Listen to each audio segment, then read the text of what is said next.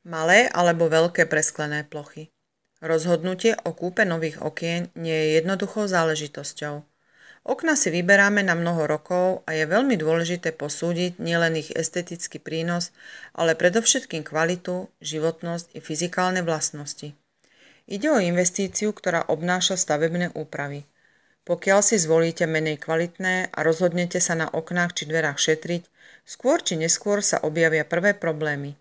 Ak vlastníte pasívny dom, množstvo ľudí v tomto prípade siaha práve po veľkom fixnom presklení, čo vyzerá skutočne veľmi pekne.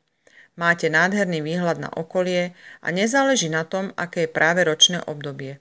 Či je zima alebo leto, dennodenne sa môžete z tepla domova kochať prírodou a okolitou zeleňou. Netreba však pripomínať, aké výhody prinášajú tieto okná. Čo však nastane, ak vám praskne sklo? Ide predsa o rozmerné presklenie, ak dôjde k jeho poškodeniu ba k prasknutiu skla, vtedy zistíte, prečo bolo dôležité siahnuť po spoľahlivom architektovi. Niet nad výborného architekta. Treba dodať, že aj tie najkvalitnejšie sklá môžu v prípade rôznych fyzikálnych javov prasknúť.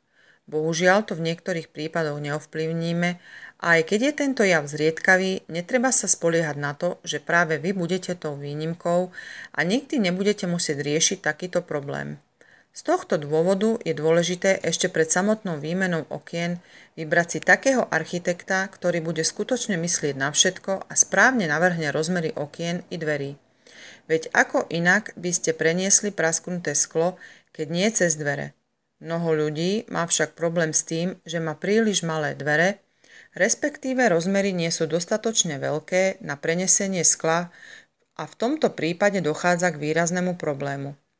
Ak si aj vy túžite dať namontovať veľké fixné okná, teda presklenie, siahnite po spoľahlivom výrobcovi, ktorý má nielen výborné meno na trhu, ale bude myslieť naozaj na všetko a v prípade vzniku možných problémov vám pomôže, ako tieto nezrovnalosti vyriešiť čo najlepším a najefektívnejším spôsobom. Jednoducho, rýchlo a bezproblémovo.